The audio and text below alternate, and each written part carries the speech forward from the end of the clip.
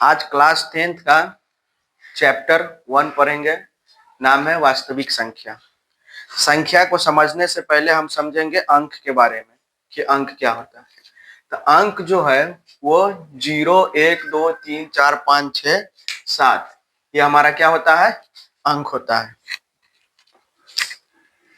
क्या होता है? ये हमारा अंक होता है। इन्हीं अंक को मिलाकर हम संख्या बनाते हैं। जैसे ये अंक है तो इसी को हम अगर यहाँ पर लिखेंगे 2, 3, 4, 7, 5, 0 ये सभी क्या होगा? ये सभी हमारा संख्या होगा। अब इन्हीं संख्या को अलग अलग तरीके से पढ़ेंगे। पहला है प्राकृत संख्या, पूर्ण संख्या, सम संख्या, विषम संख्या, धनात्मक संख्या, ऋणात्मक संख्या, अभाज्य संख्या, पूर्णांक संख्या। आज इन संख्याओं के बारे में जानेंगे। पहला है प्राकृत संख्या। तो प्राकृत संख्या क्या होता है? अगर हम किसी भी बच्चा से पूछे कि गिनती सुनाओ तो वो एकदम शुरू करेगा 1, 2, 3, 4, 5 से ही। तो जो संख्या अगर हम 1, 2, 3, 4, 5 से स्टार्ट करें वही हमारा क्या कहलाता है? प्राकृत संख्या कहलाता है। यानी अगर गिनती की संख्या को कहा जाए, अगर कहें कि गिनती की संख्या को ही प्राकृत संख्या कहेंगे। जैसे 1, 2, 3, 4 से लेकर अनंत तक होता है। तो इसी में प्राकृत संख्या में ही अगर पूछ दिया जाए कि सबसे छोटी प्राकृत संख्या क्या होता है तो देखेंगे कि सबसे छोटी प्राकृत संख्या क्या है? तो 1 है, तो कहेंगे 1 है। तो इसी तरह से सबसे बड़ा प्राकृत संख्या क्या होगा? तो ये आप बनाकर लाइएगा कि सबसे बड़ा प्राकृत संख्या क्या होगा। नेक्स्ट क्लास में इसको बताएंगे। दूसरा है पूर्ण संख्या। पूर्ण संख्या क्या होता है? तो जैसे हम प्राकृत संख्या से आगे बढ़े तो क्या हुआ कि एक 0 आया। तो 0 को क्या कहा कि अगर गिनती की संख्या जो भी है अगर उसमें अगर हम 0 लगाकर पढ़ना जाए तो उसी को ही हम कहेंगे कि पूर्ण संख्या। तो पूर्ण संख्या कहाँ से स्टार्ट होगा? तो पूर्ण संख्या 0, 1, 2, 3 से लेकर अनंत तक स्टार्ट होगा तो उसी को ही हम कहेंगे पूर्ण संख्या। तो पूर्ण संख्या में एक और क्वेश्चन है कि सबसे छोटी पूर्ण संख्या क्या होगा? तो देखेंगे कि कहाँ से स्टार्ट हुआ है? 0 से हुआ है, तो इसीलिए इसको कहेंगे सबसे छोटी पूर्ण संख्या 0। इसी तरह से आप बना के लाइएगा कि सबसे बड़ा पूर्ण संख्या क्या होगा, उसको आप बना के लाइएगा। चलिए तीसरा अगला क्वेश्चन है सम संख्या। तो सम संख्या क्या होता है? तो वैसी संख्या जो 2 से पूरा पूरा भाग लग जाए उसी को क्या कहेंगे? सम संख्या कहेंगे। अब सम संख्या पूरा पूरा जो 2 से भाग लग जाए तो भाग कैसे लगेगा? तो देखेंगे कि कोई भी संख्या दिया हुआ है, अगर संख्या के आखिरी में जो 0, 2, 4, 6, 8 हो तो वो पूरा 2 से भाग लग जाएगा। जैसे यहाँ पर 98 है तो इसके आखिरी में 8 है तो ये भी 2 से लग जाएगा। जैसे 100 है, यहाँ देखिए 0 है तो यहाँ भी हमारा 2 से लग जाएगा। लेकिन 107 लिखा तो यहाँ जो 107 लिखा गया है इसके आखिरी में 7 है, क्या ये लगेगा 2 से? तो नहीं लगेगा, तो ये सम संख्या नहीं है। तो सम संख्या का मतलब ये हुआ कि जिस संख्या के आखिरी में 0, 2, 4, 6, 8 हो तो वैसी संख्या 2 से लग जाएगी तो उसी को सम संख्या कहेंगे। जैसे ये 44 है, ये हमारा सम संख्या है कि नहीं? तो कहेंगे कि हाँ सम संख्या है।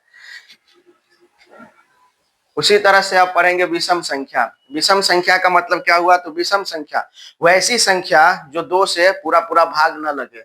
यानी सम संख्या का ही उल्टा कौन सा होता है? विषम संख्या होता है। तो विषम संख्या का मतलब हो गया कि वैसी संख्या जो 2 से भाग न लगे उसी को विषम संख्या कहते हैं। जैसे 7 हो गया, 19 हो गया, 29 हो गया, 199 हो गया। तो ये ऐसी संख्या है जो 2 से नहीं लगेगा। क्यों? क्योंकि इसके आखिरी में ना तो 0 है, ना है 2 है, ना 6 है, ना 4 है, ना 8 है। तो ऐसी संख्या को ही क्या कहेंगे? विषम संख्या, जो 2 से पूरा पूरा भाग न लगे। जैसे 7, 19 और सारा भी हो सकते हैं। अब आ जाएंगे धनात्मक संख्या के बारे में जानेंगे कि धनात्मक संख्या क्या होता है। तो कोई भी ऐसी संख्या हो जिसमें धन आवेश लगा हो। धन आवेश का मतलब हो गया अगर यहाँ +4 है, +5 है, +6 है, +7 है, या +100 है, +200 है, यानी वैसी संख्या जिसमें धन आवेश लगा रहे उन सभी को हम क्या कहेंगे? धनात्मक संख्या कहेंगे। जैसे +1, +2, +3 कहाँ तक? अनंत तक जाता है। उसी तरह से है ऋणात्मक संख्या। ऋणात्मक संख्या किसे कहेंगे? तो ऋणात्मक संख्या का मतलब हो गया कि वैसी संख्या जिसमें ऋण आवेश लगा रहे हैं। जैसे माइनस में, जैसे यहाँ माइनस में 1 है, माइनस में 2 है, -3 है, -100 है, -199 है, 56 है। ये सभी में क्या लगा हुआ है, ऋण लगा हुआ है, मतलब माइनस लगा हुआ, तो ये सभी चीज हमारा क्या कहलाएगा, ऋणात्मक संख्या कहलाएगा। उसी तरह से अब हम आगे चलते हैं अभाज्य संख्या। तो अभाज्य संख्या का मतलब क्या हुआ कि अभाज्य संख्या का मतलब होता है वैसी संख्या जो सिर्फ अपने आप से लगे और सिर्फ एक से लगे, वैसी संख्या को ही अभाज्य संख्या कहेंगे। जैसे अगर यहाँ पर दो है तो यहाँ देखिए दो या तो अपने आप से लगेगा या सिर्फ एक से लगेगा, तो ऐसी संख्या अभाज्य संख्या कहलाएगी जो या तो अपने आप से लगेगा, जैसे ये 7 है, या तो 7 से ही लगेगा या 1 से ही लगेगा और कोई दूसरे नंबर से नहीं लगेगा। वैसी संख्या ही हमारा क्या कहलाएगा, अभाज्य संख्या कहलाएगा। यानी वैसी संख्या जो अपने आप से और सिर्फ एक से ही भाग लगे, वैसी संख्या ही हमारा क्या कहलाएगा, अभाज्य संख्या कहलाएगा।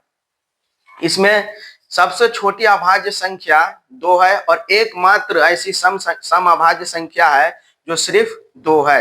यानी 2 एक ऐसी सम अभाज्य संख्या है जो सबसे छोटी अभाज्य संख्या कहलाती है। उसी तरह से पूर्णांक संख्या के बारे में जानेंगे कि पूर्णांक संख्या क्या होता है। तो पूर्णांक संख्या का मतलब हो गया कि जो सबसे पूर्णांक संख्या धनात्मक संख्या और साथ में जीरो और ऋणात्मक संख्या का जो समूह होता है वही हमारा कहलाता है पूर्णांक संख्या।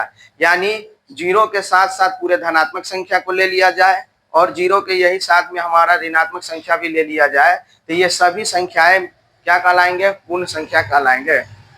जैसे माइनस में 1 ये हमारा पूर्णांक संख्या है, जैसे प्लस में 2 हमारा पूर्णांक संख्या है, जैसे में या प्लस में 9 ये भी हमारा पूर्णांक संख्या है। अगर जीरो बोला जाए तो जीरो भी हमारा क्या होगा, पूर्णांक संख्या होगा। उसी तरह से -5 ये भी हमारा कौन सी संख्या होगा, पूर्णांक संख्या होगा। देखिए इस तरह का क्वेश्चन है। वास्तविक संख्या में हम जानेंगे कि प्राकृत संख्या कौन सा है, पूर्ण संख्या, सम संख्या, विषम संख्या।